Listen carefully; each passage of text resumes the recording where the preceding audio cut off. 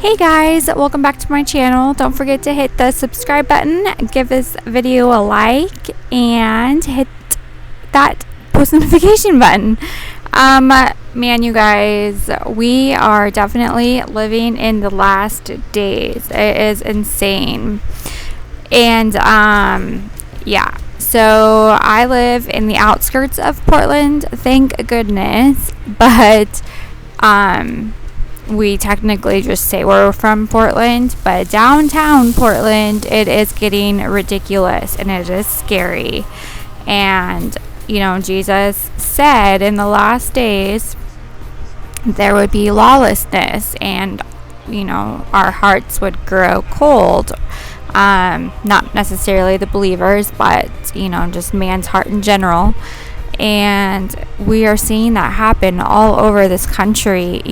People burning flags and just causing literal mayhem. People are killing each other.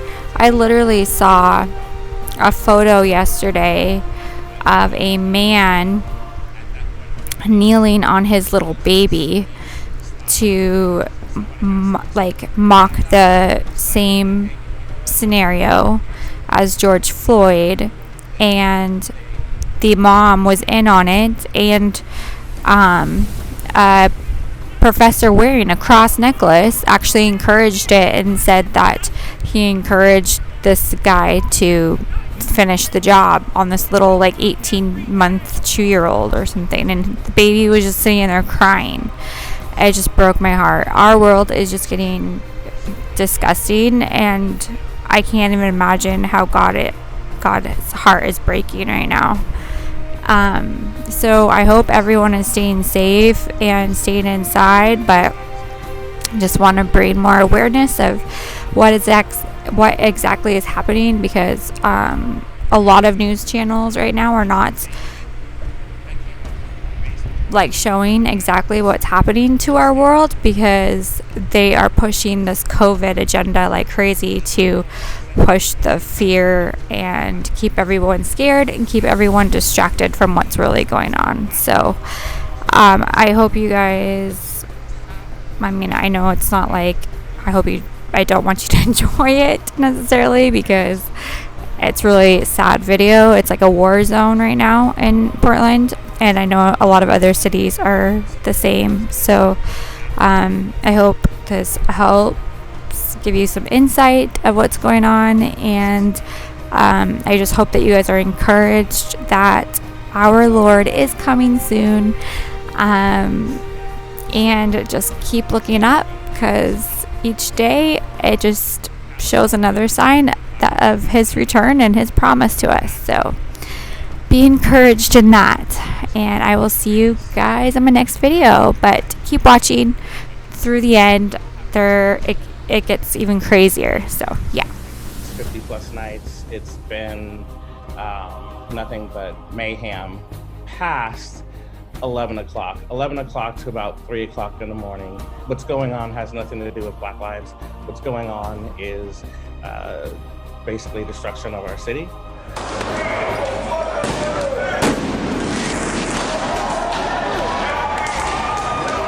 Saturday, about 3 o'clock in the morning, I finally got fed up.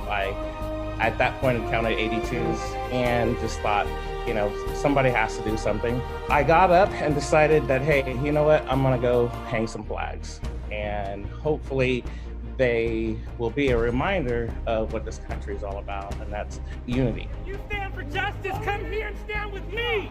Stand with me, because I'm here for justice. I'm not here to tear down this f***ing fence. I'm not here to spray paint. It's going on every day. Antifa has infiltrated Black Lives Matter, and I say that because a woman showed me a film of them following me around, following to my home, telling me they know where I live, and she's in a Black Lives Matter t-shirt, face mask, hoodie, but yet she has a walkie-talkie and an Antifa pin on her, right? So these are the same people that came after me with the baseball bat when I was standing in front of the federal courthouse. These people don't represent me. These people have nothing to do with Black lives. Our community leaders, and I would say our Black community leaders, need to stand up and lead, because what's happening is they're letting a group of terrorists that don't represent me use me, and that's not right. One of the most horrific things that I saw after a young Black lady took my flag, threw it in the street, the 65-year-old Black veteran went over to pick up the flag because they were going to burn it. And he said, "There's no way you're going to burn this flag." That was followed up by Black Lives Matter, Black men running after this man, punching him in his face, grabbing the flag and throwing it over the fence. We all have a responsibility as veterans of this country who've gone and fought in foreign wars to protect our homeland. And we all took oaths to protect our homeland. And since we are all now citizens, that is one of the reasons that motivated me to go out and just make a stance and say, hey, you know what? I fought for this country, and this is not what I fought for. Moms are here! Yes, and here! Moms are here!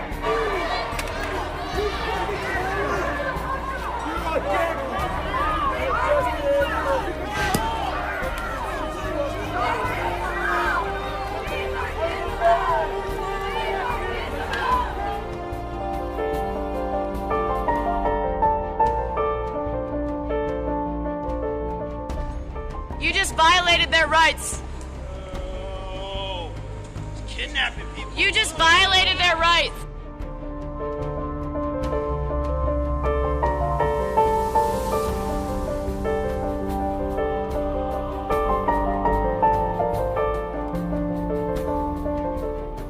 Leave our kids alone!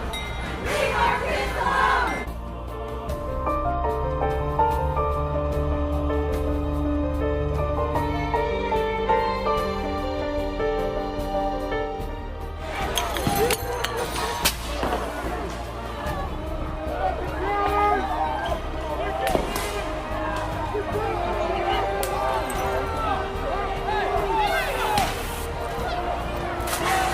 I stood here with my sign and I put flowers in the fence and I gave peace signs to the officers that came out and aimed their guns at me.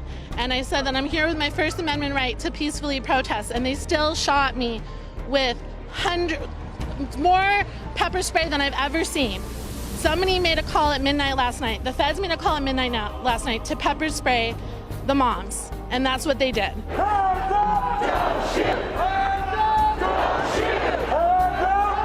These are not military members. These are civil law enforcement officers. They have insignia all over their uniforms. We have surged them into Portland. This is not their day-to-day duty station. We have surged them into Portland because of the unique nature of what is going on in Portland today, and we'll continue to work with them. Acting Homeland Security Secretary Chad Wolf pushing back against critics of the federal response to the riots in Portland.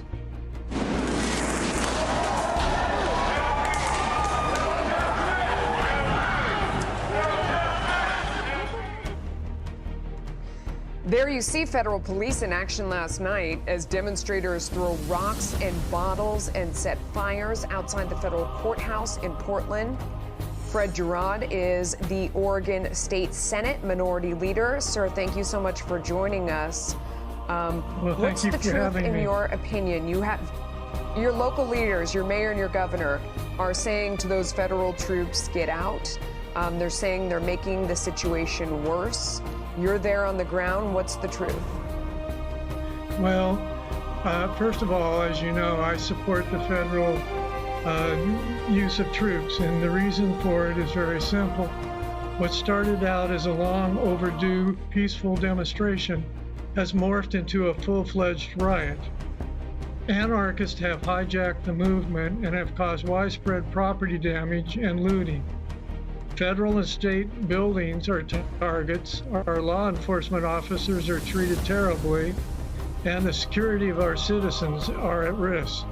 We should be able to fix this problem ourselves, but we have a governor that sides with the rioters, hence the need for federal protection. So once again, I'm very, very grateful for the federal protection. For the folks on the ground there, what is it that they want? I mean, I imagine you have your finger on the pulse of the population in and around the area where the chaos is, better than those of us who are not there. How do they see it? Well, you have to ask the anarchists. And the thing about the anarchists is, if you know their movement, they want no laws, no borders, and to be honest, they want a full-fledged revolution. And that's how it has morphed in Portland, and that's what's particularly scary. I'm just wondering if the vast majority of your population understands that. When we look at these pictures, from the outside, it looks like what we used to see, the demonstrations at the World Trade Organization meetings, where you would have folks coming in from outside who, like you said, were anarchists. But, you know, we hear people on television, and we certainly see it on other networks when they interview local people, and they'll say in Oregon, just regular residents, you know, these are peaceful protests during the day, it turns into chaos overnight. Maybe the feds are contributing to that, but they don't necessarily see this the same way you're saying that. So I'll just ask you one more time, the people on the ground, what do they think is going on in their state, in their hometown? Well, I think to answer your question, and to be honest, I could quote the Police Association President, Daryl Turner, who is an African American. And I quote, "Individuals have hijacked the racial equality platform of peaceful protests for their own chaotic agendas.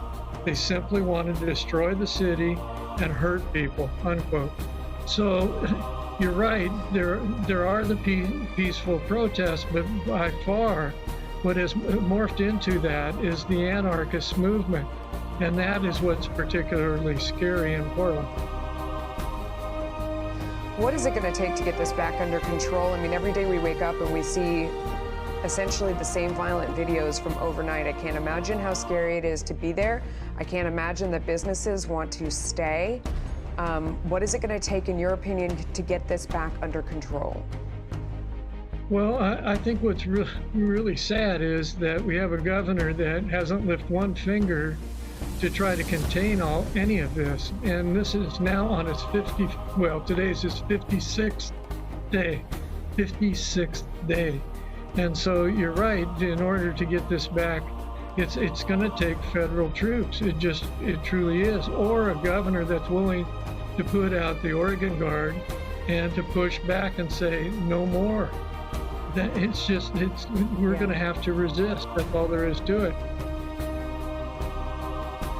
What do you say to critics who say that there are, you know, unmarked vans pulling up and grabbing people without identifying who they are, that they are, you know, as Nancy Pelosi said, that these are like stormtroopers coming into the city. She painted a very nefarious picture of those federal officials that are coming in. How do you respond to that?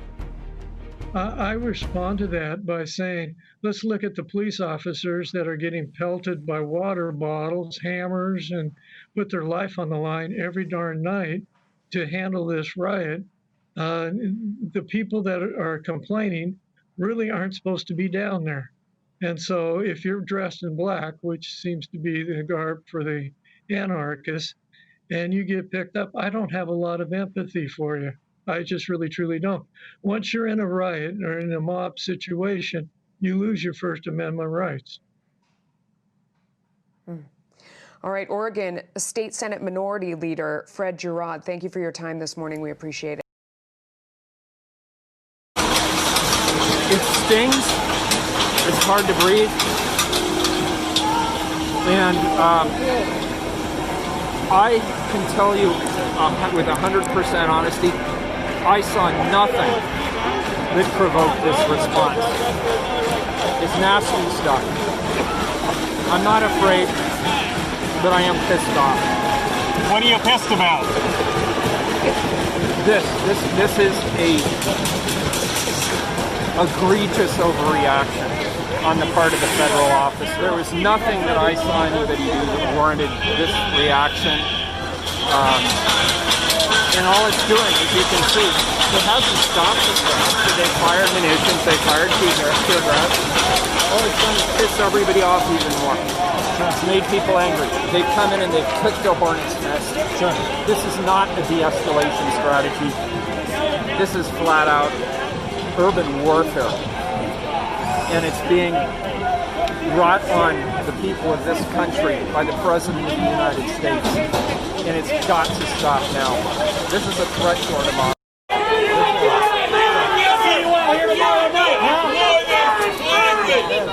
You're gonna be here every night, Chad! Every night! You're gonna be here every fucking night!